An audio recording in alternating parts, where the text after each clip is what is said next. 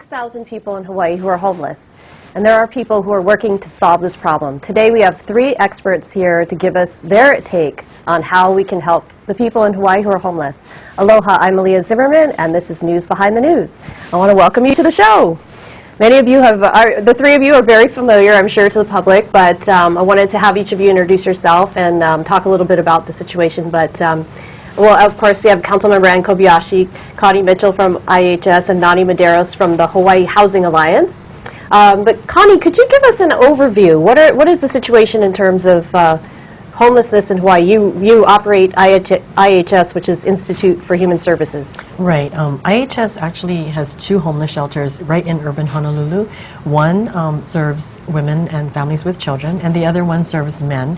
And we have had some room in the shelter, but we also know that we're a part of a larger system of homeless services.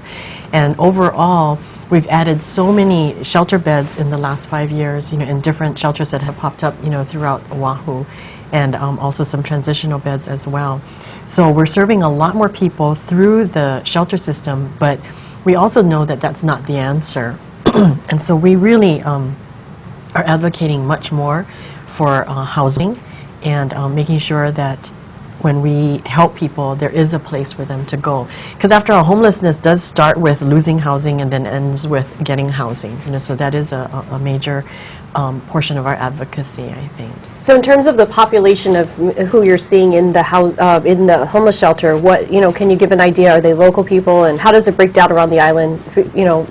I think predominantly we see local people who are in the shelters, and we've had homelessness for a long time, here on Oahu, but it's changed, also. And I think that the last 2 years with the economy the way that it's been, that has definitely impacted, a lot of lives and a lot of households becoming more vulnerable to homelessness. So we do have another program that started up last year that really addresses preventing homelessness for some of those people who maybe have lost their jobs because of the economy or had their hours cut, or and as a result have fallen behind in their rent. So we really are trying to look at homelessness prevention as well as addressing the homelessness that just comes right up in front of us on our doorstep. And what about in terms of people from the mainland? Have you seen people coming over from the mainland? Have you seen, you hear these things about people getting sent over here. I don't know if that's true. Mm-hmm. And also people from Micronesia. Are they taking, shelter space too, or how is that working? I think both of those populations are taking up some shelter space or homeless services in general. I think at IHS, because we're right in Honolulu, in the middle of Honolulu, very close to the airport, I think we tend to see a little bit more of the people that are flying in from the mainland or internationally who become homeless or need a place to stay. I think that the folks that are here as a result of the Compact of Free Association, or COFA, excuse me, many of those families are with children, and they have entered a lot of the shelter services, that have been provided. So, for both of those populations, they do take up, some of the shelter space or homeless services, but we have to remember that homelessness is cutting across, the whole population in Hawaii, and predominantly it's local people. Mm-hmm. Mm-hmm. Okay, so Councilmember Kobayashi, can you tell us a little bit about, you're involved in dealing with the homeless situation, mm-hmm. both at the council level and in a caucus, right, with yes, a legislative caucus? There's a legislative caucus called the Urban Caucus, and it's comprised of all the members, the elected officials from the urban area, where most of the homeless are congregated, and we're trying to find a way to solve this problem. It's very difficult because citing a place to build a homeless shelter or transitional homes, it's very hard to cite. And we're looking at, we want everyone to have a home, especially the children. It's just such a problem. Many of them have a hard time going to school. So it's a major problem, and it should be a priority for all of us. Mm-hmm. Now, what about, in terms of how involved is the legislature and the city council with, mm-hmm. For example, funding programs or helping to solve the problem? Are you looking at it from different angles, and how is that working? Yes, in fact, our Urban Caucus just had a meeting this morning, meeting with different people from the community, trying to find first of all, we need the funding. Seattle was able to make a big dent in their homeless population but they have Bill Gates, who lives in that state, and he donated, 40 million to the cause, and they were able to buy old apartment buildings, old hotels, and renovate them and provide housing units for people, because we need more affordable rentals. Not everyone's going to be able to afford a home, but if we could have more affordable rentals. There's also a plan where we work with the landlords to see if we can help renovate some of the units and make them available for Section 8 people, different people who need affordable rentals. And that is a problem, but we're working on that. It's a priority of the Urban Caucus. So they have Bill Gates, we have Pierre Omidyar. Yes, we have different... So Pierre Omidyar.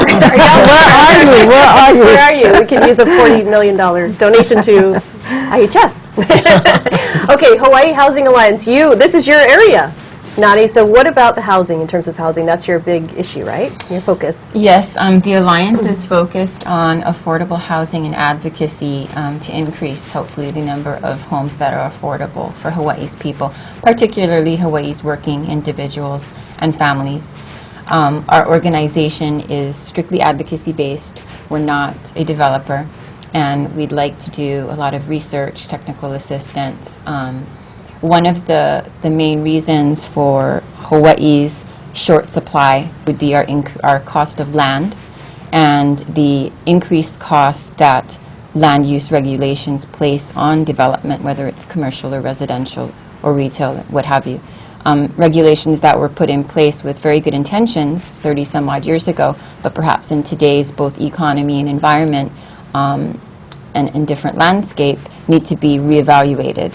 And without having our wages keep up with the extraordinary increase in housing costs over the last decade, we've just really seen a lot more families and people struggling to either afford to stay in their rental or their home, particularly over the last, I think, couple of years where we saw a lot of layoffs with closings, Aloha Airlines, cruise lines, the newspaper, some TV news stations, a lot of previously employed people, our housing sector and the construction workers and how it affected them. A lot of previously employed people are now the ones that we're seeing fall into homelessness or struggling to make their month-to-month payments. A lot more of those people we're seeing go through programs, financial assistance programs and counseling and homeless services, such as what Connie's shop offers. Mm-hmm. So we're trying to, from an advocacy standpoint, try to help shift policy, change policy, to come up with some creative ways to help the home be more affordable for our workers. And one thing that, in terms of, there is this huge shortage of financial resources, one thing that we are currently looking at and very hopeful at exploring is the idea of employer-assisted housing, which the Metropolitan Planning Council has approached us being, I think generally speaking, the state of Hawaii. They have approached directly the State Workforce Development Council, which I also happen to be a member of, and expressed an interest in working with us. The City and County of Honolulu recently was awarded a Sustainable Communities grant to try and, I think, come up with a plan in which housing and transportation needs are addressed simultaneously together. New ways of thinking of sustainable developments for our small island communities. So I think if we could engage the employer community in Hawaii to come up with some creative solutions, whether it's financial counseling or actual down payment assistance or first month deposit rental assistance, for their employees. We've got to sort of try and tap other sources, new sources, untouched sources, or even if it's just having large employers be able to become a conversation with banks and help come up with very creative financing programs for people who are working to help them get into, say, their first-time homeowner purchase or a rental or things like that. That's, I think, one type of new funding source that we could look at working with in terms of creating a new partnership. Okay, interesting. A lot of new news. Mm-hmm, mm-hmm. Okay, so what about, can you talk a little bit about the different homeless populations there are in Hawaii, and then also how do they get into housing? I don't know, Connie, if you can share some of the different groups you've seen, because there are families, like you mentioned, and single people, and probably people with substance abuse or mental illness. But what, maybe from your firsthand experience. I think, first of all, the Mayor's Task Force has done a little bit of dialogue around, you know, categorizing folks who are homeless, and they've come up with 3 different categories. One are the people who are voluntarily homeless, you know, and because of lifestyle choice, you know, or whatever, they're wanting to be on the street and they don't want to go into shelter. The second is, that group is those folks who are involuntarily homeless because of a life event. You know, maybe they have some medical, you know, catastrophe in their family, or they've lost their job, you know, that kind of situation. And then the third are those people who have disabilities, you know, genuine disabilities like being developmentally disabled, having mental illness, having substance abuse problems. And I think there's also, and I'm not exactly sure which category this one might fall in, but folks who are coming out of jail or prison, and they are very at risk, you know, for becoming homeless as well. So situationally, there are things that make people more vulnerable. Some of the folks who are disabled maybe have a medical disability as well. And we work a lot with Queens Emergency Department because there are a lot of people that go in and then don't have a place to come out to, or they go in already homeless and they need a place, you know, for them to recover. Now, I noticed when I took a tour of your family shelter before that you used to make the garage available at night because you're overflowing. Right. And the garage was available at night for women who wanted to go in and sleep there. Is that still the case? No, and I'm glad to report that it isn't. It hasn't been for a few years now. We did receive a grant from the city and the legislature to help expand our capacity. Oh, good. And we were able to get rid of the lottery that we had before for, you know, a mat. Right. And we actually used the money to install bunk beds, you know, for the women, so that there is a lot of capacity now. You know, we don't sleep anyone in the garage. What is your capacity? For the women, we can sleep 80 to 100 women a night, and we are nowhere near capacity right now. We're more like around 60 people. That's good news. Yeah, it really is. But the idea was that if we could develop a dormitory where the women actually didn't have to have a lottery to have someplace to sleep that night. They could actually have an assigned bunk that they could put their bedding on and know that the next night they would have the same bunk to sleep in. It just makes for a little bit more stability, you know. And is it still the case where you keep people in for a certain amount of time, like 6 months, and then you rotate them out to try to get them into housing, or how does it work? Well, we do a lot to try to move people into housing or transitional shelter as quickly as possible, because we do see ourselves as a safety net for the community, and we always want to have room for somebody who needs that emergency shelter. So generally when someone comes in, we tell them that we'd like to work with them for you know, a few months, you know, at the most, but depending upon whether there is an affordable rental or a place for them to go, you know, some of the folks exceed the 3 months, you know, but we are making headway and we're reducing the time, you know, that people are there. And definitely with the most chronically homeless people, we have been able to get them into this program called Shelter Plus Care, which is permanent supported housing, you know, which means that they have a place, an apartment, a studio apartment, and there are people that go out and actually check on them and make sure they're taking medications or getting to their appointments and helping them in whatever way they need. So how does anyone know approximately, we were saying 6,000 homeless in Hawaii on any given day or night, and about 14,000, you said, a year?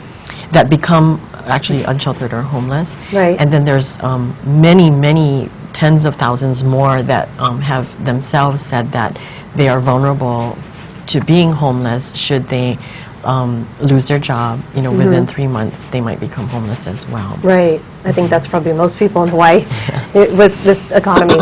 Okay, so in terms of, you know, what these people moving on from the homeless shelter to, say, the housing, what role do you think the legislature and the council plays in that? I mean, should government be involved in, there's a big controversy over, should government be involved in housing? I think government has to be involved. If we could make it easier for developers to build affordable rentals, ease up on the permitting system, not so that it's not safe, but just hasten the process.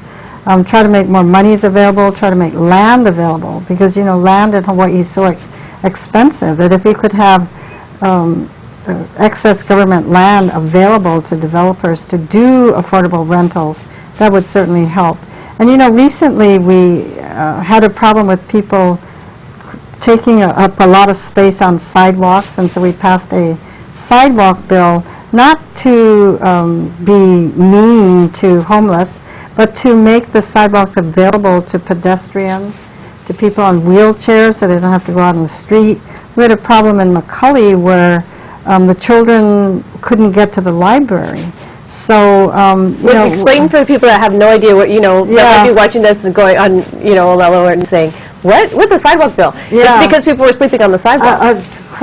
Taking up the whole sidewalk. Yeah. So that, especially around the McCully Library. Mm-hmm. So during the summer, when children wanted to get to the library, they were afraid or couldn't walk on the sidewalk, which would be dangerous. They'd have to walk on the street. And people in wheelchairs had to go on the street.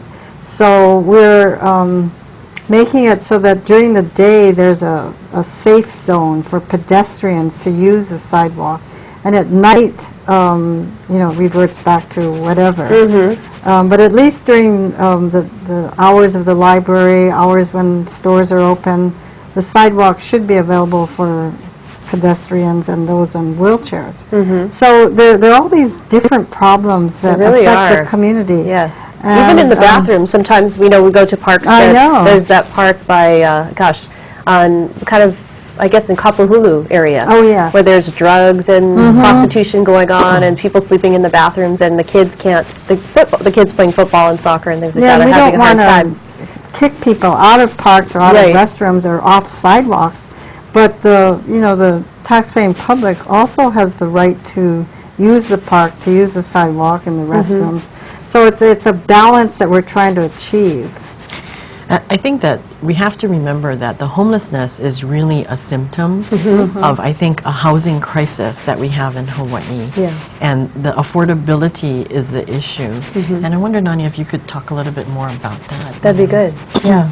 Essentially, I think it's what I alluded to a little bit earlier, which is that wages in Hawaii have not kept up pace with the growth, the huge growth we've seen in housing prices, whether it's rental or for sale. So, very simply put, workers don't make enough money to afford the rent or the home mortgage in Hawaii.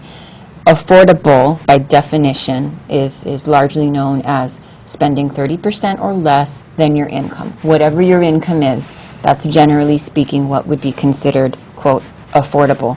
And then for government-assisted housing developments, federal and state, they have their own set of affordable guidelines, which basically are income limits. If you make below a certain amount of income, you can qualify to apply to live in one of these rental housing developments or purchase a home in a certain housing development if it was somehow assisted by a government program, be it land donation, tax credits, financing of some kind. And for Hawaii, for Honolulu, I believe in 2010, it's roughly $81,000 a year for a family of 4. And they have income adjustments for a single person all the way up to, I think, a family of 8. There's no real analysis that's done that I'm aware of at the state level or city levels, and certainly not at the federal level, that drills down to taking that area median income and what you have to make in order to qualify for government-assisted housing, and taking a look at what the wages are actually in that community, what people are making, and then what people can afford. The founder of the Hawaii Housing Alliance did his own independent analysis through his own firm. And that analysis is available in full on our website if anybody's interested. It's hawaiihousingalliance.com. But essentially it found that it would take 3 to 4 to sometimes 5 wage earners in one occupation to afford the median home. For firefighters, I believe it was 4. So according to the numbers, and he basically took your income, and his income figures came from the State Department of Labor, and he factored in the median home price, the various different percentage rates depending on what the loan was that you got, and it's this whole wonderful spreadsheet full of formulas, but it basically said 3 to 4 to 5 up were how many basically jobs you needed to work even within that one field. And you could pick, if you were, for instance, a 2-wage earner household, you could say one person was a firefighter, one person was a teacher, factor that into the spreadsheet, and then it would tell you how many times you actually had to be working in that job to purchase the home. And it's very discouraging. The numbers say that we're not going to get ahead. So I think that's partly why we the Alliance feels strongly that we need to look at methods such as, employer-assisted housing, increasing funding resources or land availability or land use regulations, and seeing how we can use these as tools to help increase the supply, as opposed to mechanisms that are restricting the supply, which is the current situation. Do any of you have maybe some stories or specific examples of to give people ideas? Like, for example, I was just thinking, is there a specific regulation that you think is troubling or challenging for a developer, or in terms of changing policy, or in terms of Connie? I wanted to ask you if you could give a perspective from what you see in terms of children. Having, from the perspective of a family being homeless, what the child has to go through to get to school, and we've heard a lot of stories about, getting to take a shower and getting to do your homework and that kind of thing. So, I don't know if you want to think about that while Connie talks about. I think housing is so much more than just a roof over your head. It really provides a lot of stability for people, and particularly for children. And so there is a McKinney-Vento requirement, a law that really requires that children be able to stay in a school, even if they're homeless, and they move out of district, to be able to continue going to the school that they were going to. Because can you imagine if you had to basically change school every time, your parents move from one place to another, like, from the windward side, say, to Honolulu? It'd be really, really difficult for any child. And so our goal at IHS is really to ensure that the child has the opportunity to go to school, but not only to have the opportunity, but that they're going to school, because so many of them are truant also if they really don't have someone ensuring that they are actually attending school. So we make sure they're going to school. We stay in touch with the school to make sure that we have a good idea of how they're doing. We have a program called Homework Club after school that really helps them to get their homework completed, so that they're going to stay abreast of what they're supposed to at school and do well in school. So IHS really tries hard to bring in other resources to enrich the child's experience and educational experience, so that they really are not falling behind as they might if they're emotionally unstable because of the instability of the family as well. So we really do try hard to attend to the needs of the child and the family. But we also work really hard to enhance the employability of parents, and that might be learning more English or getting a GED, doing a comprehensive assessment to determine what the person's abilities are, so that we can really direct them in a way that they would be able to have not only gainful employment, but maximize their employment so that they can afford something. But it's that affordability or non-affordability that is really the issue for a family. And I think it always comes back to the bigger picture of being able to really address the housing crisis that we have here in Hawaii. So back to the question of what do you think is the biggest barrier? Is there something that's the biggest barrier in terms of a regulation, or is it does it all just add up to making it so difficult? Thanks to the voters of this island, a charter amendment passed this year to establish an Office of Housing in the city government. And this office will be looking at what regulations should be changed, what lands can we make available to developers, how can we make the whole permit process easier. We already reduced the amount of a sewer fee hookup for those who will be doing affordable housing. So it's things like that. How can we make it easier to build more affordable housing? And this Office of Housing will certainly help coordinate all of the efforts. In a previous election, the voters also approved the establishment of an affordable housing fund. And so we'll be using some of that money to do a Housing First project, probably next year. Okay, good. So that's a start. And what about, Nani, do you have any thoughts on that? Or are you going to kind of look forward to what does your organization have any ideas on specifically what you want changed? I think that historically the main concern was the overall picture, if you will, of the process. We were concerned that the process took too long. And I think a large reason for that was that there wasn't a dedicated office. Staff was overburdened.